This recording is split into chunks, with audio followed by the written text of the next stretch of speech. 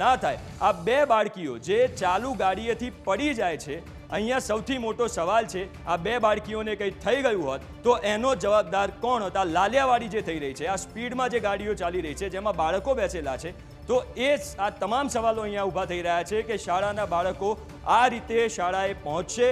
અહીંયા સૌથી મોટો સવાલ એ છે કે આ લાલિયાવાડી કેમ ચલાવવામાં આવી રહી છે, કેમ નિયમો બનાવવામાં નથી આવી રહ્યા?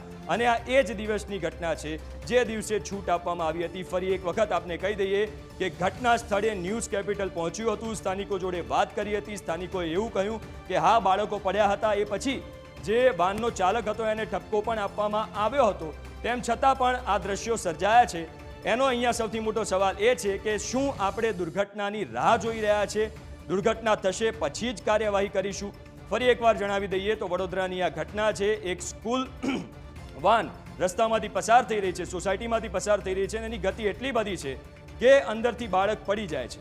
ન્યૂઝ કેપિટલના અહેવાલ બાદ કોંગ્રેસે પણ સવાલ ઉઠાવ્યા છે। ન્યૂઝ કેપિટલ આ અહેવાલ સતત આપને દર્શાવી રહ્યું છે અને બાળકોની ચિંતા છે એટલા માટે દર્શાવી રહ્યું છે। કોંગ્રેસ પ્રવક્તા મનીષ દોશીએ આ મુદ્દે સવાલ ઉઠાવ્યા છે। મનીષ દોશીએ આ ઘટનાને બેદરકારી ગણાવી છે અને સવાલ પણ ઉઠાવ્યા છે। મનીષ દોશીએ સરકાર પર આકરા પ્રહાર કર્યા છે। ઘટના સામે આવી છે જેમાં સ્કૂલમાંથી બે બાળકો જે છે તે પટકાયા હતા। નિયમોની વાતો કરવામાં આવે છે, તપાસના વાયદાઓ કરવામાં આવે છે, પરંતુ કોઈ પણ પ્રકારની તપાસ થતી નથી। આપણી સાથે કોંગ્રેસના પ્રવક્તા મનીષભાઈ છે, તેમની સાથે વાત કરીશું। મનીષભાઈ, આ પ્રકારની ગંભીર ઘટના બરોડામાં સામે આવી છે, બાળકો ઇકોમાંથી નીચે પટકાયા છે, શું કહે છે? બાળકોની સલામતી એ સૌથી મોટી ચિંતાનો વિષય છે।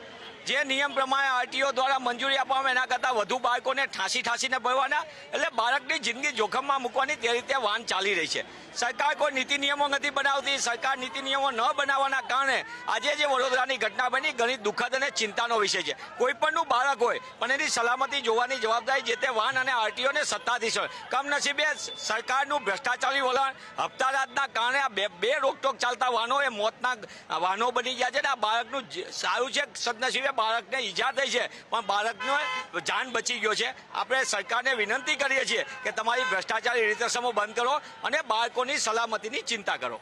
45 દિવસનો સમય સરકારે આપ્યો છે, પણ 45 દિવસમાં થાય તો કોણ જવાબદાર? 2 દિવસમાં આ પ્રકારની ઘટના સામે આવી। નિશ્ચિતપણે સરકારે સંપૂર્ણપણે વ્યવસ્થાનું આયોજન કરવું જોઈએ। સરકાર દર વખતે દેખાવ પૂરતું કરે, તોડફોડ કરે, ભ્રષ્ટાચાર કરે, પણ ભ્રષ્ટાચારના કારણે આજે જે રીતે હપ્તારાજ ચાલે છે એના કારણે બે રોકટોક આવા વાહનો ચાલે છે।